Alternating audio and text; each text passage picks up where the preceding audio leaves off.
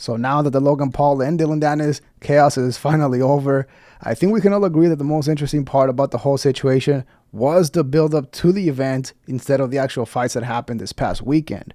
And in my opinion, I don't think anybody took more advantage of this whole drama better than Andrew Schulz did, because although he did get heavily criticized and took a lot of heat for essentially being a fanboy when he had Logan Paul on the Flagrant podcast, you still got to give him some credit because he essentially let Logan Paul expose himself. That episode got completely destroyed with dislikes, making that video their most disliked episode ever. And then only 2 weeks later, Dillon Danis was on the Flagrant podcast and actually crushed it. I mean, back then, the fans really liked him and appeared to be a more likable guy than Logan Paul. The episode quickly passed Logan's episode in views and likes, and I'm pretty sure Logan Paul didn't like that. And today, on his most recent episode of Impaulsive, he jokingly called out Andrew Schulz for essentially backing up Dillon Danis right before the fight. Not only that, but he's also in denial about why he couldn't knock out Dillon Danis. Mikey, I'm a counterpuncher. I understand. Everyone knows that. Every opponent who studies me knows I'm a counterpuncher. When my opponent isn't punching, that's problematic for me. You just have your hands up the whole time. He just is avoiding the headshot. So my question to that is, what was your fear in really staying in the pocket when you knew that he wasn't throwing shots, like really staying deep in the pocket? Was it the eye, or what was preventing you from staying where you needed to be to get that knockout? Because there's a lot of people talking about it today. The fact that you survived, the fact that you won the fight, which you did in pretty respectable fashion, but weren't able to get the knockout, is something that some people were talking about. I'll be honest, I was disappointed. It was my first thought when the fight ended. I really wanted to knock this guy out. And to answer your question about why I don't think I was able to get the knockout, I was fighting too conservatively, and I didn't want to make a mistake and get caught on some dumb shit after beating his ass for 5 rounds. Who knows? I was waiting for him to throw. I was waiting for him to throw. But you saw what he was throwing, and I want to ask you, was Jake will get punched in the face right down the pipe until that whole shit is leaking all over him. KSI is not scared to get hit. What was the reason why you were scared out of the pocket to stay in there and actually tear his head off? I fought conservative, bro. I didn't want to give him anything. If you saw the actual event or have seen clips about it, then you know it wasn't the best in terms of fighting, but apparently the event broke records, selling over 1.3 million pay-per-views, which is completely insane because obviously the main event, the fight between KSI and Tommy Fury, was complete trash. It was unwatchable, but I think it's interesting how everybody is saying that Logan Paul dominated Dillon Danis, which in a way he did. I'm not defending Dillon. I mean, he took a huge L and embarrassed himself.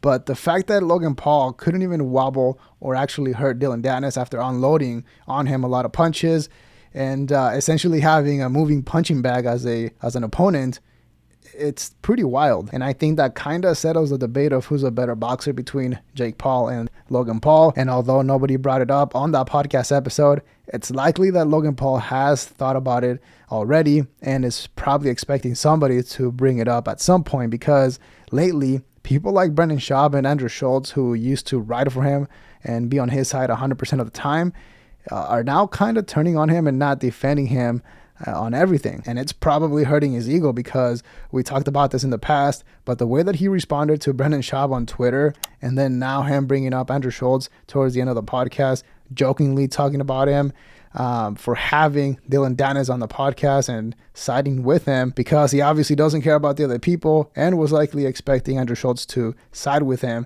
even on this. What did you see out of Tommy? What did you see out of KSI? What did you see out of Logan? Were you impressed? Tommy, KSI, high-level jiu-jitsu. I wasn't expecting that from them. A lot of grappling, a lot of positioning. It was very impressive. I thought I was going to see that more in Dillon Logan. Dillon just walked forward. It was impressive. Like, the guy kept getting tagged. He told me on the pod, he's like, there's no way you can knock me out. He goes, look at this head. There's no way you can knock me out. And he couldn't. Listen, kudos to him. I'm glad they both went out there. I hope they both make all the money. I want Logan to drop the lawsuit. It's been settled. You did your thing. It's over. And yeah, man, that's all. I think Mark's assessment is right. I think Logan wins the decision. And I think there will be a lot of like grabbing and a lot of kind of holding. I don't think it will be a beautiful boxing match, but I don't know if Logan will be able to hurt him. I think what will happen is Logan will win the decision, but it will be kind of ugly. And I think that he'll lose the PR war. They'll be like, oh, you said you were supposed to knock him out. You said you were going to do all these things and you couldn't even knock him out. I actually think Dillon's victory will be not getting knocked out. And I don't think he's going to get knocked out. Yeah. I think Dillon's chin is good, and I think his ability to like withstand punishment is high. Yeah. I think there's also a chance he gets disqualified because I think he's going to do something silly in the ring. Ooh. Yeah, I think that's Now, keep in mind that Logan Paul doesn't really do interviews or other people's podcasts. So the fact that he trusted Andrew Schulz and went on the show and got completely destroyed by his audience probably rubbed them the wrong way. And it's so wild because just last year, Logan Paul was on the show and had one of the most viewed episodes ever and was really liked. And in just 1 year, he completely destroyed his reputation. And then when Dillon Danis was on the show, everybody kind of agreed that he had a better appearance and seemed to be the more likable guy back then, because now it seems like everybody has turned on Dillon.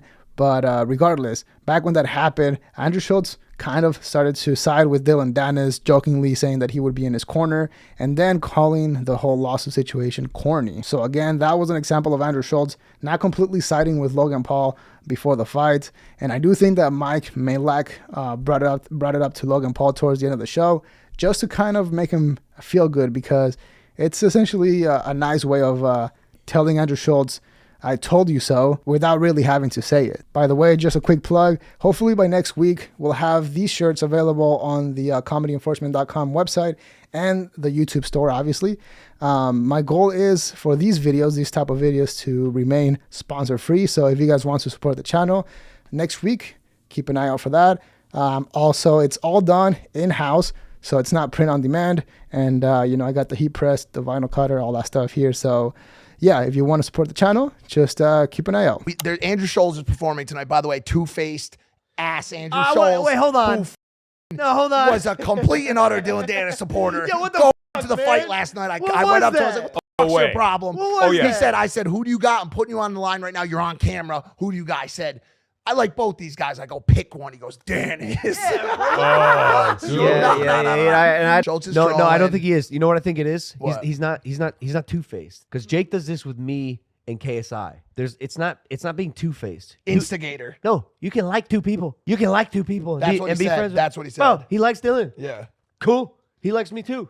It's sweet. Well, he also I'm likes, sure he has opinions about who was going to win. Who cares? he also likes chaos. That's the thing. You can like two people, but there's a fine line. Like, I know there was a bit of a thing where like Danis wanted to come on Barbershop with you. Yeah. And I'm sure, bro, I know it would have been a great episode. I know you would have had. Well, I just like to trash everybody. your I like to bits make up his fun of sleeve. everybody, and just point out the.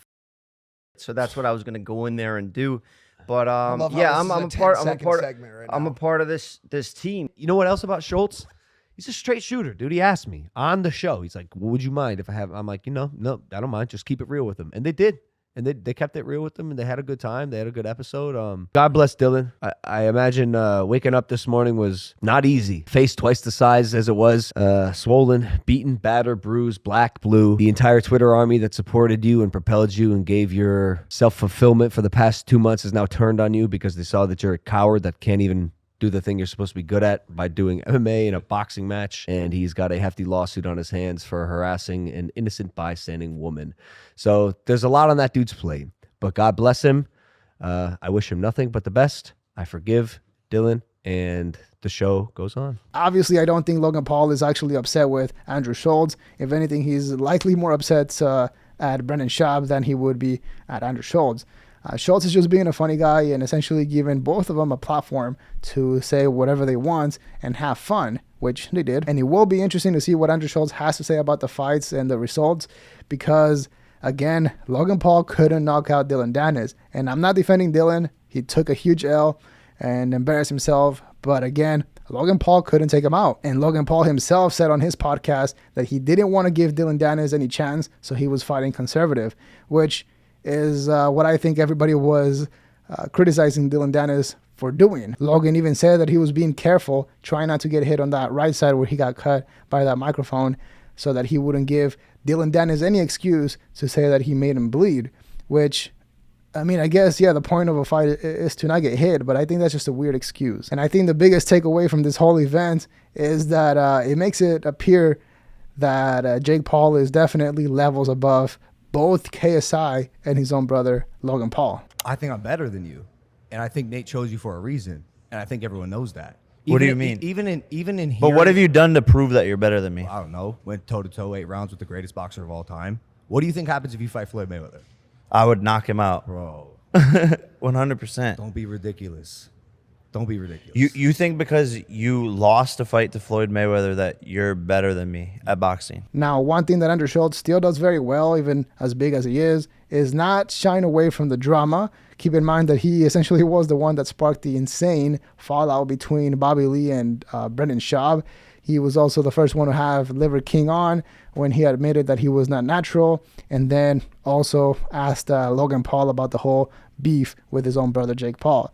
So again, not afraid of going into that side of things, which I give him props for that. Now, a lot of people still think that Logan Paul definitely needs to work on his ego, and we're hoping that he would have learned something after the fight, but it seems like he hasn't. I mean, he still thinks that he's an elite boxer and doesn't really want to accept the idea that he couldn't knock out Dillon Danis. He claims that he was fighting conservative, which, I mean, there's no excuses. Dillon Danis could also come up with any amount of excuses, so that really doesn't matter. And although Logan is saying that he does forgive Dillon, I do think it was more for the show, because, I mean, they're still going through with the lawsuit, even after winning the way he did. And again, it's their right to do whatever they're doing. So I guess it will be interesting to see what happens in the future.